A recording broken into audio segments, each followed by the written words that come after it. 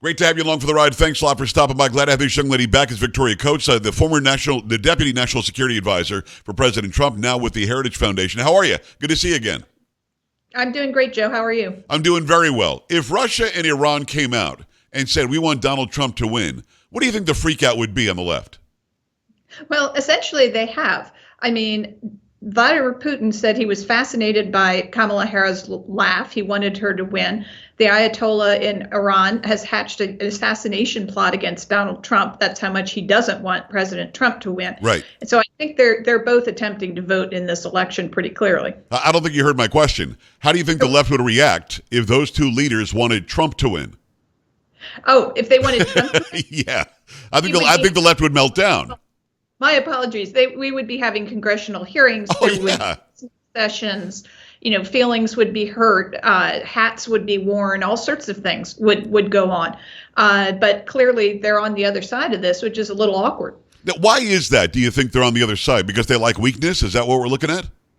Absolutely. These last 4 years rather, have been just a walk in the park for America's enemies. And you can trace it right from Afghanistan in 2021 to the invasion of Ukraine in 2022 to the terrorist attacks on Israel in 2023. And now I think everybody's just looking around, wondering what they can do this October when the United States is at this point of immense weakness. And everybody knows Joe Biden isn't really functioning as the president. Nobody's answering their calls. And so it's a really, really dark time. It is Victoria Coates, former Deputy National Security Advisor for President Trump, Vice President of the National Security and Foreign Policy over at Heritage Foundation. I don't know why I have a hard time getting that out. It's our good friend Victoria Coates is who it is, and we always appreciate having you back. You talked about Iran for a second there. Let's talk about this would-be assassin from West Palm Beach a week and a half ago or so, who literally wrote a book, and in the book he said, Iran, please assassinate President Trump. I give you the okay. Plus, they could assassinate him, too, the guy who wrote the book, because he failed them somehow. His affliction seemed to revolve around Trump getting out of the Iran nuclear deal. For some reason, the DOJ or prosecutors released his letter yesterday saying, I failed, and I've got a $150,000 bounty for somebody who can finish the job on Trump. Victoria, do you have any idea, maybe you don't want to go there, but why would they release this? They have historically said it's an active investigation, we can't tell you anything. Yet for some reason, they thought they would release the musings of a nut job who is hoping to pay somebody to kill Trump. No, it's absolutely outrageous. And what he said in that 2023 self-published book, so he's hardly hiding this. He's writing it down, and he himself is publishing it to get it out there, is that he voted for Donald Trump in 2016, and that would justify Iran assassinating both Trump and him. And if you think the Iranians aren't tracking that, I've got a bridge to sell you. They, of course, are tracking that because they also are hatching plots against Donald Trump. And they're very sophisticated cyber actors. They got into Rob Malley's systems. He was the one who used to be the special envoy for Iran for the State Department, but they hacked his phone and found classified information on it. Now he's on indefinite leave. So they are definitely capable of getting into these people's, as I said, devices and manipulating them, creating dummy accounts, all these things. Who knows what they did to this obviously deranged individual once he declared he thought they would be justified in assassinating Trump, and then publishing more of his rantings in which he's inciting others to violence, others to attack the former president. It's just outrageous. And I think DOJ and the Secret Service and the FBI should spend a whole lot more time trying to protect President Trump and a whole lot less time trying to promote those who would attack him. I couldn't disagree with you, but I'm going to be Christopher Wray for a second. This is every answer. Active investigation. I can't comment. I can't say anything. I can't add to that. Active investigation. Oh, I'll be Merrick Garland for a second. Active investigation. I can't comment on an active investigation. Why is this plastered everywhere? I mean, in their heart of hearts, I saw a study today where 28% of Democrats would be okay if Trump were assassinated. I mean, that's a real problem here. So the DOJ has to know that it can incite more nut jobs like this guy. Is there any reason you can think of that makes sense why we had to see that letter today? Not a good one. And remember, this is the same director, Ray, who's testified multiple times on Capitol Hill that every red light is going off, that there are such threats within our country. So he knows this. He's just trying to cover his posterior by testifying that it's true, but he does nothing to prevent it. And today they threw gas on the fire by releasing this letter. And it's, it is a sickness on the left. I don't know anyone on the right who thinks Kamala Harris should be, I know a lot of people on the right, but yes. I don't know anyone who would even imagine that they wanted Kamala Harris to be assassinated. Right. I mean, or Joe Biden. It's just inhuman.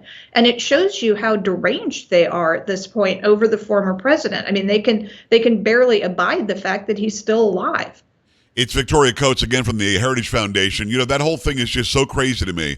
And you're right. They would convene a committee. They'd probably bring Liz Cheney and Adam Kinzinger back and do a new committee, a new fake committee, and bring up some charges on Trump had Iran or Putin even winked his way, much less came out and said, we would like to see him win. Let's talk about Israel.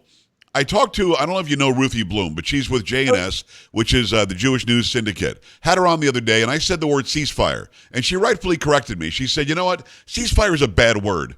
That's not a good word for the Israelis. That means, it's okay what you did. We're not going to get Hamas. We're not going to get the hostages back. Let's just stop shooting each other. Well, that's not what we should be looking at. We should be looking at victory. So do you agree, first of all, with Ruthie, that ceasefire is not what we should be seeking? And secondarily, how do you win this war and get it over in its current form? Well, no, Ruthie's an old friend, so not surprisingly, I agree with her. We've had way too many ceasefires, way too many kind of equivocal resolutions to these conflicts. And the fact of the matter is, Joe, that Israel has won every military conflict it's ever been engaged in since its 1948 inception. Right. And particularly over the last 50 years since the nation states of the Arab world have decided it's a bad idea to attack Israel because every time they get their behinds handed to them by the IDF. So they stopped doing that. So now we just have two terrorist groups primarily attacking Hezbollah in the north and Hamas from Gaza. And they just lose. They lose. They torment their own populations by using them as human shields. And, this is just a hopeless cycle. And as Ruthie was saying, what we have to do is win. And I think the Israelis are well on their way to winning in Gaza. Yahya Sinwar, the last remaining leadership of Hamas in Gaza, has not been heard from for weeks. So he's either deep in hiding or possibly deceased. Right. So that would be great to have him find the justice he so richly deserves. And when they get to them to the point that they can't communicate, they can't reform, they can't get the funding that they would require, and then they can the Palestinians of Gaza can sue for terms, and then we conclude this like any other normal military conflict between the victor and the loser. And it looks to me like that's what the kind of paradigm Israel's trying to set up in the north with Hezbollah as well. Well, here's the problem. Vice President Harris, who wants to be the president, has said there will be no reoccupation. Well, Israel is going to have to occupy Gaza for a while, I would think, as you get rid of Hamas, or else Gaza doesn't exist. Israel literally will be bringing in the goods and the water and the services and everything for the people that are there. You can't rely on a terrorist organization to be the boss. She's also talking about self-determination for Palestinians, at the same time saying we support our friend Israel. Can you straddle that fence like that and get away with it? No, and it's that kind of double talk that has encouraged the Palestinians to think that they have support in the United States, that there are factions in the United States that would encourage them to eradicate Israel and create their caliphate from the river to the sea, as they like to chant. And the vice president also says some rather interesting things about how we have to differentiate between the government of Israel, which she does not like because it's conservative, despite the fact that it's duly elected, and the people of Israel, because she doesn't want to appear anti-Semitic. And nobody thinks that she is an anti-Semite, but she is really not pro-Israel. And this is something, Joe, we would say about communist China. We differentiate between the regime and the people that it dominates and dictates to. Right. No, the Israeli people elected Prime Minister Netanyahu, knowing who was, and they elected all of the other ministers in his cabinet because they're a parliamentary system. So this is the duly elected government. We don't get to choose that. The Israeli people do. But that's the kind of thing Kamala Harris says. And I think it's really dangerous and insidious. And as I said, the ultimate victims of it are the Palestinians. I found it interesting yesterday. It's Victoria Coates. Make sure you go and follow her over on X. She's a great follow, incredible mind when it comes to loving our country and on what's happening around the world. I found it interesting that the mayor of Hamtramck, Michigan, which is now Muslim, is talking about voting for Donald Trump. What do you make of that? The Palestinians are mad at the left. I think the Jews are mad at the left. I think those who are Muslim, those who are Jewish, those who are Christian are mad at the left. Is there a chance that you're going to have people that, generally speaking, don't align politically voting for Trump because they really can't stand what's happening on the left with Biden and Harris? Well, I think you're also seeing this phenomenon actually in the Middle East, where you don't have the kind of outraged protests that we've seen in the past over an Israeli incursion into either Lebanon or Gaza. The Arab Street has been remarkable for its calm over the course of the last year. Right. And I think you have a lot of Muslim Americans who are, normal citizens like the rest of us. Muslim Americans actually tend more conservative, yes, particularly in terms of social issues, thinking, why am I, throwing away my vote on somebody who is not actually going to do anything to resolve the Palestinian issue because she doesn't have the confidence of the Israelis, and is somebody I really, really don't agree with on social issues. So I think that could be a phenomenon in and of itself. It's very interesting to watch it unfold because, people who, generally speaking, are not intersectional are intersecting. And they seem to be doing so for the right, not the left. And you're right. Muslims, Christians, Jews, down the line, generally speaking, on social issues are conservative. Now they've got a real decision to make because Trump is saying the right things. And we had 4 years of him where he didn't get in anybody's way. He wasn't holding his thumb down in any particular group. He was rising the tide and all boats go with it. So it's all very interesting to watch. It's Victoria Coates. I've got to talk about when you were watching the debate and Kamala Harris dared say that canned line about there are no military members from the United States in any combat zone, period, for the first time in X amount of years. It was just a blatant lie. When you saw her say that, were you yelling at the TV? Yeah, it was disgraceful and embarrassing and shameful for all of the Americans who are very much in harm's way, who are being shot at by the Iranians, who lost their lives in Jordan from an Iranian proxy earlier this year. And of course, go back to our 13 heroes at Abbey Gate in Kabul. I think she was trying to dodge responsibility for that particular fiasco by suggesting that somehow, yes, they had sacrificed, but now we had everybody out of harm's way. It's a blatant lie. It shows she's utterly unprepared to be commander in chief. She doesn't understand the service and the sacrifice of our brave young men and women who, raise their hand, and each one and every one of them, God bless them, volunteer to serve and save our nation. And she just doesn't get it. She doesn't understand that world. And so I think it really should be a wake-up call, particularly for all of those who are serving, that this person is just utterly unqualified to lead them. Well, I agree with you that she doesn't understand that world, but also I think you and I would agree that somebody's in her ear telling her what to say about that world. And it doesn't make any sense because what they're saying is so easily debunked. When it comes to Afghanistan, she literally said they had to follow Donald Trump's plan. Well, Donald Trump's plan, I've talked to him. I've interviewed him since then. He said, Joe, this was my plan. You take these people out, these people out, these people out. You keep Bagram. You take the military out last. You don't take the military out first like what Biden did. Also, there was no bloodshed by Americans for 18 months, by the Taliban on Americans because Abdul knew Trump was going to blow his house up. Bottom line. But even, let's say Trump had the worst plan on the planet. Joe Biden came in day one and changed everything about the border with 94 executive orders. He could have changed the exit plan from Afghanistan, and in essence, he did. Are they going to get away with blaming Trump? They had to follow Trump's plan. He made the plan with the Taliban, and that's why it went so badly. No, and I think the other thing that former president was insistent on when we were still serving was not one hammer gets left behind. I'm not leaving the equipment behind. And it drove DOD crazy because they kept saying, we don't care. We don't want to drag all this stuff back. It's more expensive to drag it back. He said it's the principle of the thing. I don't want anything falling into the hands of the Taliban. He had no illusions about the Taliban, that they were good people or would be somehow helpful to the United States. Right. He knew they should not have any of our advanced weapons. And for heaven's sake, they shouldn't have Bagram.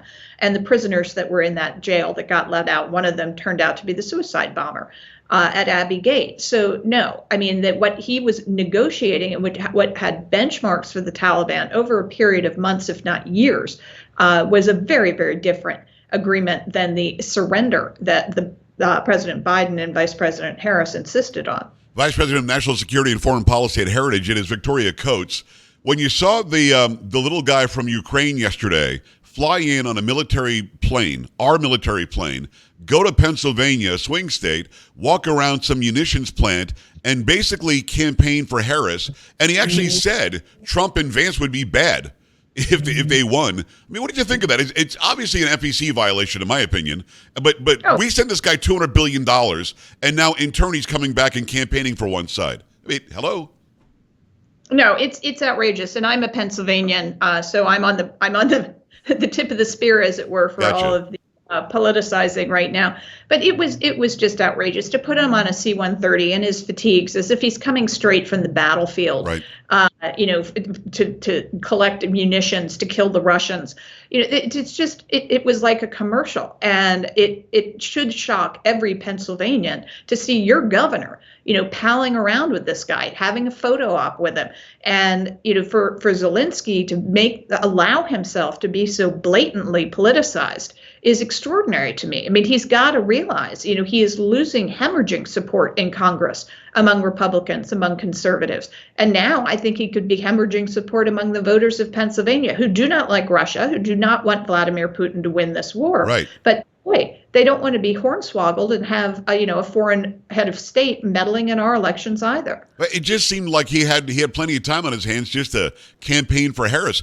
And the weird thing is, one would think he'd want to have peace. He was ready to sign a peace deal, and the Biden administration said no a couple of years ago. Now Trump says, when I come in, it's going to be over. Nobody's going to die anymore. I'm going to stop the dying. But he's actively campaigning for the side that, again, greased the palm. And it's just that obvious, isn't it? I think that both sides are smart enough to know, well, this isn't going to help. This is a definite problem if this guy's just here, as you said. His fatigues again as they're signing, bombs. Victoria, do you think action should be taken on this? Because, again, the FEC has been all up in everybody's business about being fair about the election. You can't do Hatch Act. They actually fined Hillary Clinton, for God's sakes. Something should happen here. No, the Harris campaign is, I think, breaking the law. No, it is, I think, very blatantly a Hatch Act violation of trying to sort of conduct your own foreign policy before you're actually elected. And Zelensky could have done what lots of other foreign leaders, the Emir of Qatar, Mohammed bin Salman, or bin Zayed, rather, of UAE, are doing, which is, yes, you go to the White House and you have your meetings, and then you go and you meet with President Trump. Prime Minister Netanyahu did it too. There's no prohibition on doing that. These are people he already knows. I remember meeting with Zelensky 3 years ago at the getting my dates off there, more like 5 years ago at the United Nations General Assembly. I mean, the president met with him. He knew him. So there's no reason Zelensky couldn't have suggested that he should meet with Trump too. But no, instead he goes and fills a campaign ad. Makes no sense. Victoria Coates, thank you so much for what you do. Go follow her over on X and go check out Heritage Foundation as well. Come back again soon. Incredible information. Thank you. Of course. Thank you, Joe. All right. We're back after this. Stay right here.